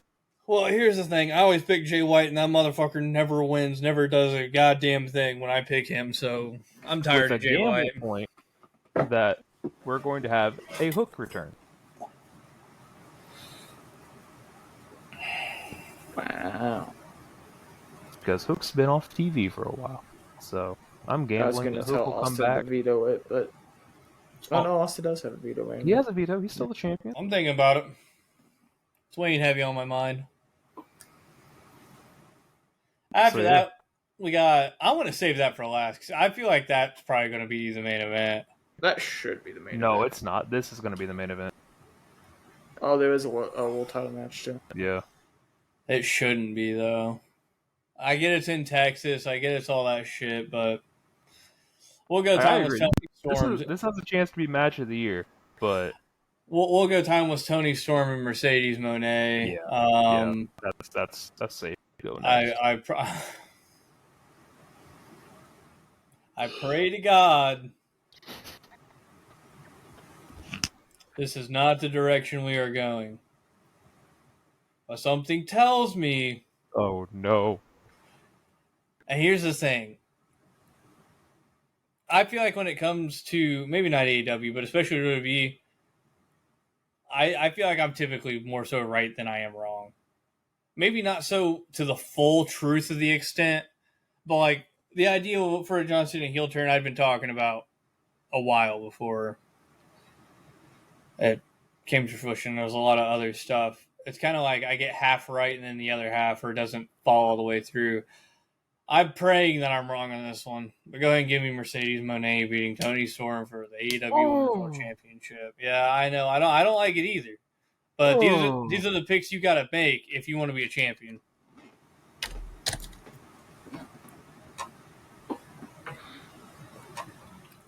Those are the tough picks you got to make. I'm taking Toni Storm. The reign's almost over, but it doesn't end here. It doesn't end here. I think Eli thinks it does. Hey, Eli, I need you to vocalize who you picked for all the podcast listeners at home. Well, then it doesn't count because we have no record of it. I picked Mercedes Monet. You're damn right you did. Moving on to what is probably going to be Kenny Omega's last really good match before he slowly starts to deteriorate in front of our eyes. We got Kazuchika Okada, which is the Continental Champion, versus Kenny Omega, who is the International Champion. That's exactly why they're doing this. It makes no fucking sense. Winner takes all to unify the two titles to become the inaugural AEW Unified Champion. Don't they mean almost the exact same thing? Yes. Well, I guess international would mean that you're champion of the entire world, whereas if you're the continental champion, Continents are the continents. you're only champion of a single continent. So what continent is he a champion of? No, you're continental, so you're all over the continents. No. There's more nations than continents, though. That's what I'm saying. Yes. It's like continents. But it's not the entire. Here's the thing. Here's what I'm saying. It's not the Intercontinental Championship. It's just the Continental Championship. Singular. So a continent. Yeah, singular continent. What continent is it? Well, he's from Asia. He's also a North American title. So he's in North America. So it's whatever. That's what I'm saying. Is it North America? He's the North American champion. The AEW North American champion. Regardless. Start. They started that with a fucking tournament too. They started with Eddie Kingston. They started with Eddie Kingston. Yep. And you see where it's led us. The world is cold. After this, though, I think this is, like I said... Eddie Kingston's going to win the Battle Royal. Fuck. I think this is probably he's still one of Kenny Omega's last real goes, and I think they're going to give it to him here. They're going to let him go over. Become AEW's first unified champion. I think it feels right. Okada doesn't need it. Okada can go wrestle whoever and be great. So can Kenny Omega, but if Kenny's going to be on his way out... Now, none of that is confirmed. I'm not saying that for sure. It's just my speculation. I mean, diverticulitis isn't exactly something you just shrug off and go on about it. So I'm taking Kenny Omega. Unless your name's Brock Lesnar. But that's also why he went back to WWE. I am taking Okada with the gamble point of Don Callis interference. Specifically Don Callis. Yeah. I said Don Callis. I'm just clarifying. And I'm taking Omega. And what will probably be the main event in a Texas death match. This one should probably cook for you deathmatch fans like me. John my God, Moxley it's gonna be versus Hangman Adam Page for the AEW World Championship. for the sickos. I'm not getting out of my depression from the first the other match we I had to don't predict. want to predict this match. Here's the thing: there's too much hype. It feels like the rug pull is coming, and there's too much hype. Mm-hmm. It's in Texas. Yeah, but there's too much hype. There's too much going for it. I don't feel like it's gonna happen. You still need your Cope, your Hangman, your Will, your Swerve, and your John Moxley title match. All of them. One match. Austin, I'm so happy I don't go first here. I could just These are veto also the the entire thing. Ramblings of Good. a tired man.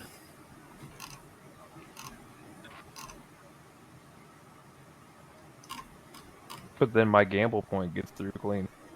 I just turned the volume up in my headset and didn't pay attention and notice it. That was loud.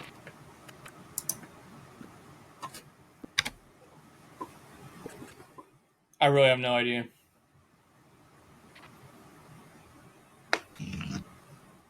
So, Cliff, I'm going to veto your pick.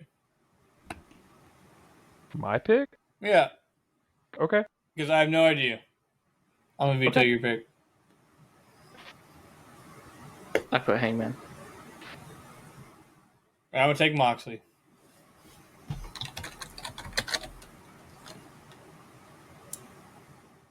Who'd you have, though? I had Hangman.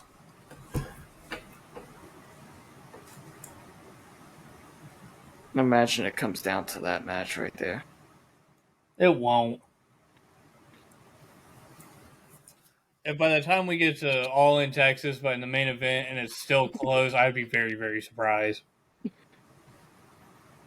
That's a lot of disqualifications and throwing out matches.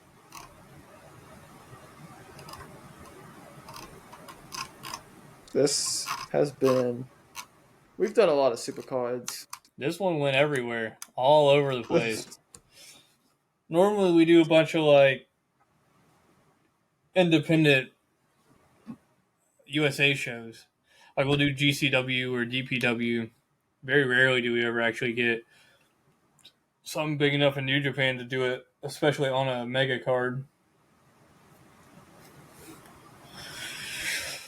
Whew. So are we doing end the show, or are we just sending it?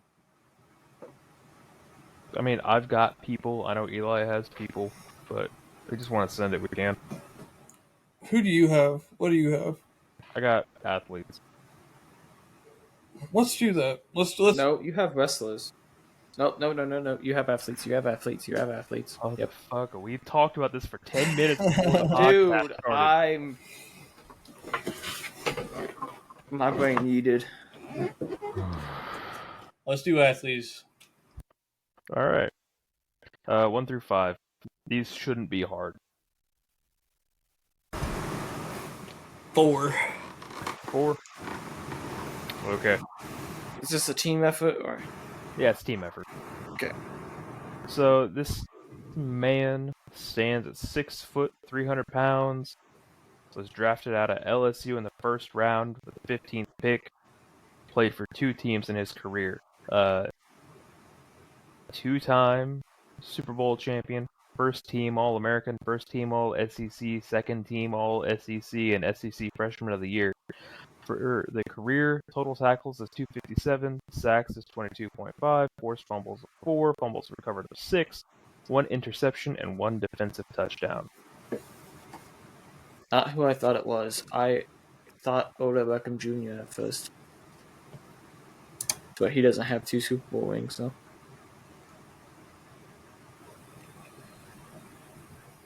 Defensive player, 2 2 Super Bowls. SEC. What do you do in the SEC?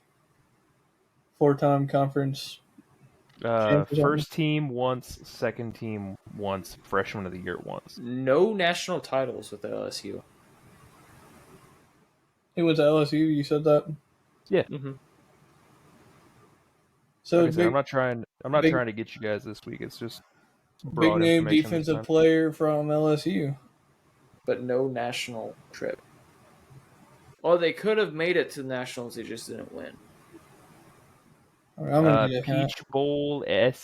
Peach Bowl defensive MVP in '96. So they did make.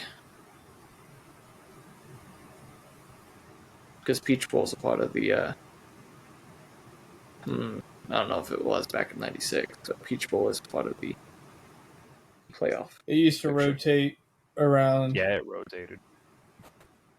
I'd go from the Rose Bowl to the Peach Bowl to the Fiesta Bowl, I Cotton think. Bowl. I thought it was a Cotton Bowl. I thought it rotated Fiesta- around a handful of Fiesta them. and Cotton are both in the rotation. The Tostitos Fiesta Bowl. Missed that logo. Because it was the New Year's 6. So I'm guessing all 6 of them are just part of the Take a rotation. hint. Yeah. Like I said, this man played for 2 teams. He won a Super Bowl with each team. He had his career ended with a knee injury in the training That's camp not who I thought it was. after he won the Super Bowl the second time. My brain went to Pierre Paul. That's not right, though. I know him from TV, not from his time as a player, believe it or not. I know him from his pundit work afterwards.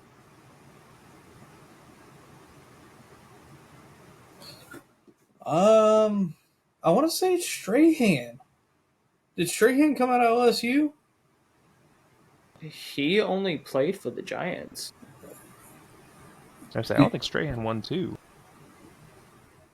I thought he played for another team for a year or 2. He only ever played one with the Giants. What about Jason Pierre-Paul?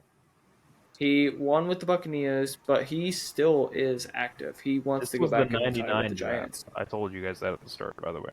Well, I didn't know I did not hear that part. I didn't know how old Jason He was Pierre-Paul drafted was. in '99. He is decently old. He won with the Giants. He also won with the Buccaneers. He still is active, to my knowledge. He has said he wants to play and retire with the Giants. I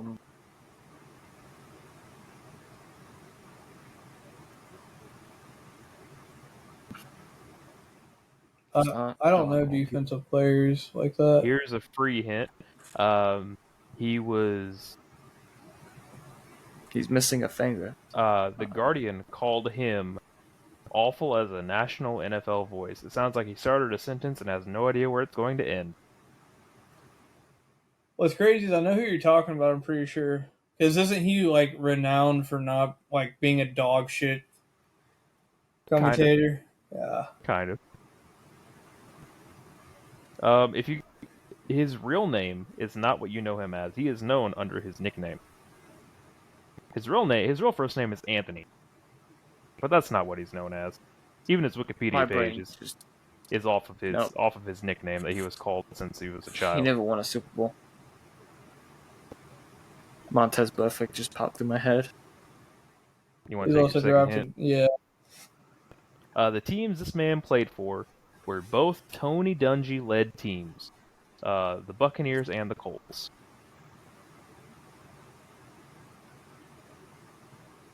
So he was a defensive tackle.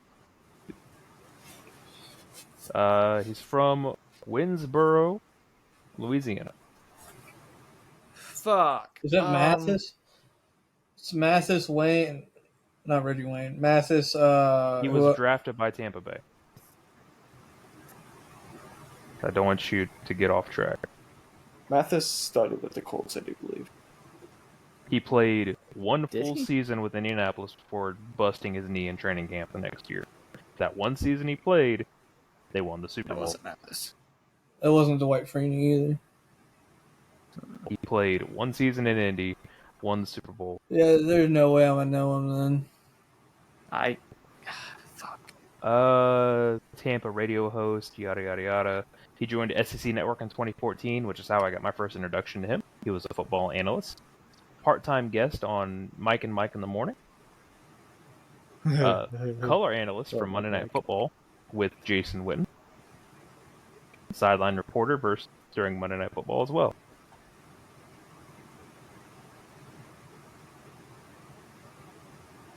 I can't think of his name. I ain't gonna lie to you.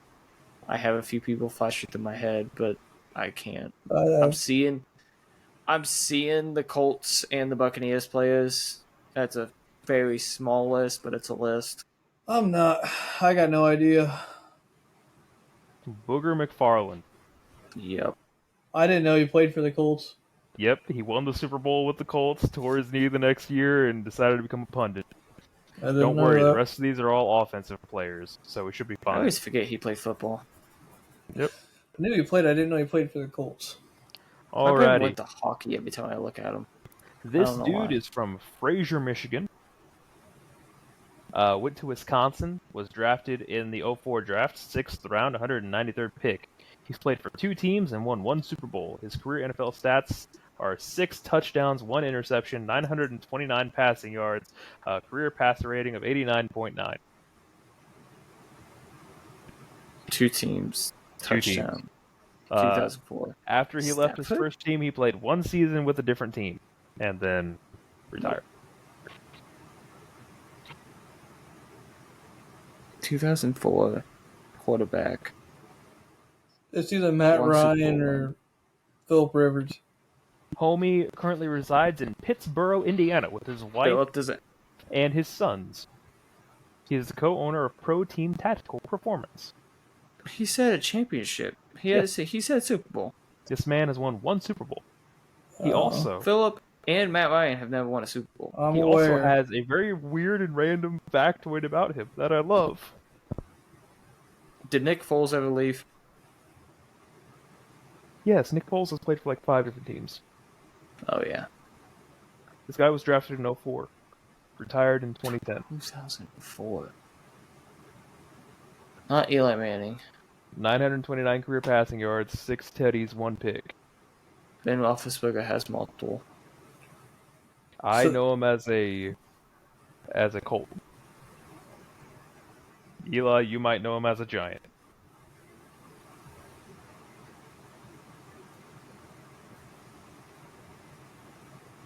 This is the only quarterback that was a Giant and a fucking Colt. This is the only quarterback in history that can say he backed up both Mannings. Or at least was supposed to. It's not amazing. Because he played for multiple teams. The thing with Giant backup quarterbacks is a lot of them never fully stuck around the team. Well, you have a lot of them. Because we've had a lot of backup quarterbacks. This one was with the Colts from 2004 to 2009. And then 1 year with the Giants. Yeah, and he tore the capsule in his right shoulder and was placed on season-ending IR. Any backup quarterback that came to the Giants during Eli Manning's tenure didn't do shit. Nope. Besides Jared Lorenzen.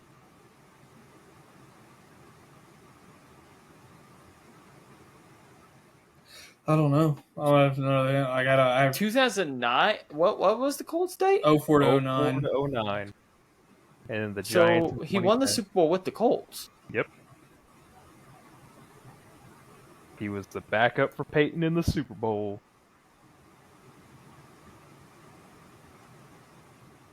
Oh shit.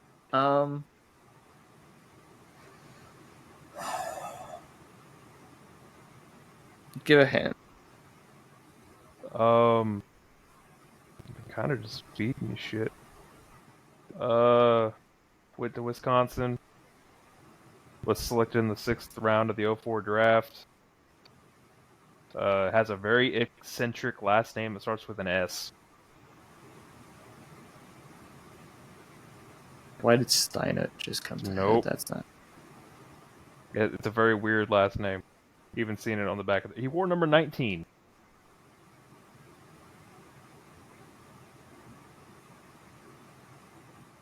I don't know. Wisconsin. Flash in the pan in New York. Definitely not flash in the pan. Homie blew Homie out didn't his even make shoulder. it to New York. Yeah, homie blew out his shoulder in the preseason, and then they just put him on season-ending IR.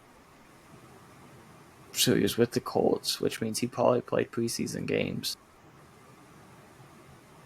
I believe he was the quarterback that played when the Colts decided to lose the perfect season. Yeah. God damn it. I just watched a video not too long ago, and it wasn't about this guy, but they talked about him because they were talking about that.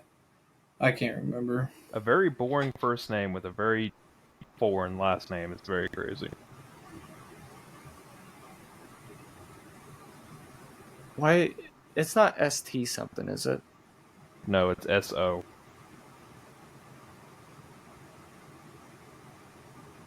I can't think of it. I got no clue. Jim? I can't think of it. Jim Sorgi. Oh, yeah. Backup quarterback for the Colts from 04 to 09. I see that I couldn't tell you a single thing about him. I just know the name. Well, I really thought I picked some easy ones this week, guys. My bad. Wide receiver. Wore 3 numbers. Was drafted in the 6th round with the 205th pick of the 08 draft. Played for 3 teams in his career and led the league in receptions in 2013. Was a 2-time D3 All-American and 3-time All-OAC, which is the Ohio Athletic Conference. Was drafted out of Mount Union. In his career, he has 628 receptions for 7,854 yards and 38 tutties. No championship, no natty, no nothing. Nope. But he was amazing. That's fucking insane. He had 1 year where he led the league in receptions. 2013, which... Yep. What Super Bowl was that? That team, the reason why he led the league in receptions was because of the quarterback on that team. That would be the Saints. Nope. It's not the fucking Patriots. Nope. 2013, 2012. 2013. That's 2012 was Giants Patriots, wasn't That's it? 2 years after the Andrew Luck draft. Was that Ravens Niners? Mm-mm. Are you sure? I was just talking about the teams. The one before that was Giants Patriots, I do believe. I'm talking about Super Bowl. Super Bowl we played I in. know. Oh, I don't know about the Super Bowl. I thought that's what we were talking Ravens. about. Homie broke the franchise record for receptions in a single season. So that's Joe Flacco or Kaepernick as quarterback. Nope. Think of somebody who was hot that season and the very next season literally fell off the face of the earth. Fucking, that could be Carson Wentz. That could be Nick Nope. Foles. Like, You're too late. Think earlier. 2 years after the Luck draft. Is it not Kaepernick? Nope. RG3? No, RG3 Maybe. was the same. Well, no, RG3 was the same draft as Andrew Luck. Yes, but it was 2 years after that he lit the league up, and 3 years after that he tore his knee up. Alex Smith? I just told you it was RG3. Oh, yeah. Sorry, you said leg, and my brain went to Alex Smith. Which is not good, The but teams this dude's played for was the Colts, Redskins, 49ers. It's historical. That was Pierre Garçon. Yes, it is. It's crazy. When you get the teams in order, it's crazy how easy it is. Yeah, he was RG3's weapon for his sophomore season. See, I didn't know that. I knew I knew he was in San Fran. I knew he did pretty well in San Fran once he left Indy. All right, two more. Crazy. Another wide receiver. Has played for 7 teams, but this man is a 3-time Super Bowl champion. Career receptions 397, receiving yards 5,339, and 39 receiving touchdowns. He was drafted 4th in the 1999 draft with the 105th pick. It's not Randy Moss either. I didn't know this dude had 3 Super Bowls either. Randy Moss never had a Super Bowl. Gronk has multiple, but he's also not a wide receiver, he's a tight end. Edelman has multiple. He also was drafted after 99. Where was he drafted out of, though? Homie went to school at Louisiana Lafayette, the Raging Cajuns. Fucking Raging Cajuns.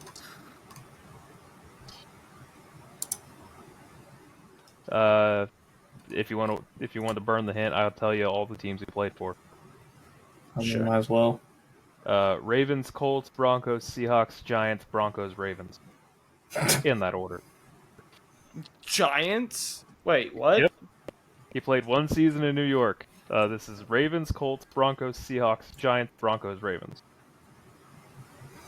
1999, drafted by the Ravens, goes Homie was signed by the New York Giants, caught 1 pass in 2 games, and was then released. What year is that? Oh my god, that's how he got his 3rd Super Bowl. That was 2011. He won the Super Bowl with that team. But he wasn't on. He got released, but since he caught a pass, he was technically on the team. So he's got 3 Super Bowls. With the Giants? He won the Super Bowl with the Giants that year. Oh my god. So that's the fucking... That's the 4-11 Giants team beating the undefeated Patriots. He played 2 games, caught 1 pass, and it still counts as winning the Super Bowl that year. That's fucking dumb. Oh, fuck.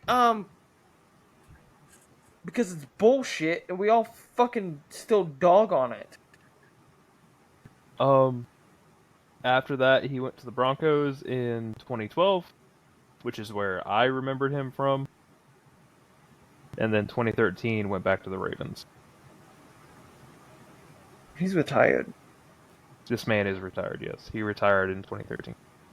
Mm-hmm. After re-signing with the Ravens. You will never find a Giants thing that ever has a nice word to say about him. Because he has this fucking ring for the most bullshit thing ever. It's dumb as shit. I like how your theme is also Colts players. Well, it's Colts players that either were on the 07 team or felt like they were on the 07 team. Because I thought for sure Pierre Garçon was on the 07 team. As well as this next guy, too. I can't think of his name. That's bugging the shit out of me. Because do we have any more hints? Yeah, you got one more hint. Well, we're definitely going to need it. Yeah, 4-year letterman at the Raging Cajuns. He had 3,000-yard receiving seasons. He was in Denver for the 2012 season, which is the season that they got run over in the Super Bowl, I believe. Mm-hmm. That is where he was able to reunite with Peyton Manning, that he won his 2nd Super Bowl with. That's Brandon Stokely. It is Brandon Stokely. It is Brandon Stokely. Fucking shouldn't have one of those rings. He won his 1st ring with the Ravens. He was on that Ravens team that won that Super Bowl. That's insane. All right, this last one is the one that kicked all of this off. I'm very excited about this one. He won, and he won. Yep. He won, and he won. Yeah. Okay. This man played for technically 2 teams in his NFL career. Career accomplishments. Is this the dude that quit at halftime for the Buffalo Bills? It is not. First team Montez All Davis Big or Ten whatever it was. in 06.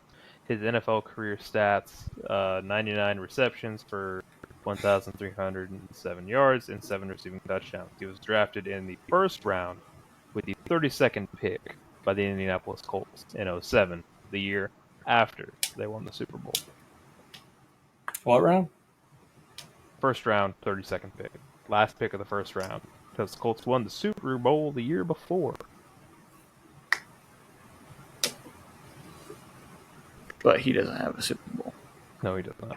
And do you read off his stats and everything? I did, yeah. Nothing impressive. This man was with the Colts from 2007 to 11 and then signed with the Patriots in 2012. He did the opposite of Vinatieri. Yeah, basically. What was his stat? He said nothing to... 99 receptions, 1,300 receiving yards, 7 touchdowns. No. Oh, this is Pittman Jr., isn't it? Not Pittman Jr., Dorsett. No. Receptions. Dorsett's a quarterback. No, he's not. He's not, but no. No. This man I'm thinking Dorsett is also currently a member of the United States House of Representatives from Ohio. He's from the 16th District in Ohio of the House of Representatives. Ooh. He went to Ohio State. That's a job change. Yep. I know who you're talking about, too. He shares a name with somebody else. He's not unless the unless only there's great been person to have this name. multiple wide receivers to go from the Colts He was to the starting wide receiver in 2009, one of them. 09. Yep. See, I want to say That's it's like fucking Dante Harrison. Moncrief. Like, You it's gotta not go back T.Y. Doyle was there. Huh? I say I gotta go back further. a little further, not by much, but just a little. Moncrief was after this guy. It's not Hilton. Obviously. Going the wrong way. You're going forward, not backwards. This is like Harrison and... Yeah, actually, he got the starting Doyle gig era. because Reggie Wayne and Marvin Harrison were released from the team in the offseason. This was Colts trying to... This was Colts trying to around figure and out find what out. the hell they wanted to do in past the Super Bowl. This is what the Kansas City Chiefs decided to do recently. I got no clue. He was on the team that went to Super Bowl XLIV, but, you know, they lost that one.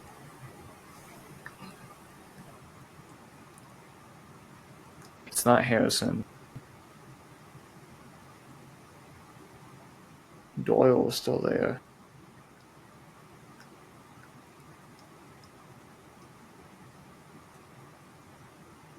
Fuck. Yeah, I don't know. like I said, there is another great NFL tight end who shares his same name. It's not Gonzalez. Tight end. Yeah, Sharp never played on the Colts. Homie has the same name as a great NFL tight end. That's the only association. I'm going through tight ends. That's why I said Sharp has never played on tight ends, and it's not Gonzalez. Oh, it's not. His name's not Gonzalez because I don't think the Colts have ever had a Gonzalez as a wide receiver. And those are two phenomenal tight ends. You can't tell me otherwise. I think that one of them is a little better than the other, especially in this instance. I'd say Gonzalez. Yes, it's Antonio Gonzalez. He's shared a name with Antonio Gonzalez. Anthony Gonzalez. Current member of the U.S. House of Representatives, representing Ohio's 16th District. He graduated from Ohio State University. No longer the. You don't get to call it that anymore. Is it weird I don't remember him on the Colts? He was drafted as the Colts, and that's the only team he actually suited up for. Because 2009 isn't when I started watching the Giants. I was watching Colts still. Yeah, that's the only team. I didn't start watching Colts for. until 2010. He was still there. That's weird. Yeah, these is all players who were either on the 07 team that won the Super Bowl or should have, or feel like they were on the 07 team that won the Super Bowl. Fucking stuff. Love getting Eli riled up with Brandon Stokely. Love that. No, it's fucking stupid. One fucking catch and you get a fucking ring. Bitch acts like he's Odell Beckham Jr. He ran a 4.440. Yeah, he did. Damn. Yeah, I definitely don't remember this guy. Why did I have more tight end names go through my fucking head than any other position today?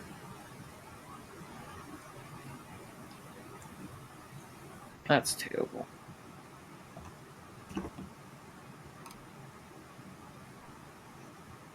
So yeah, there we go. Sorry, I was reading his political background.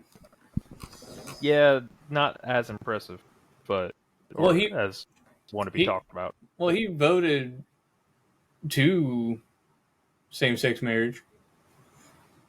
Like, he voted for it, which as a Republican isn't very normal.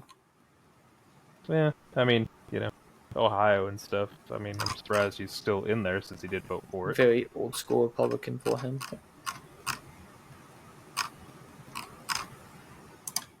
But yeah. Anyway, a lot of predictions. Mega Card, SuperCard. Who will be champion? Will you be tuning in next week to a Contenders Cup?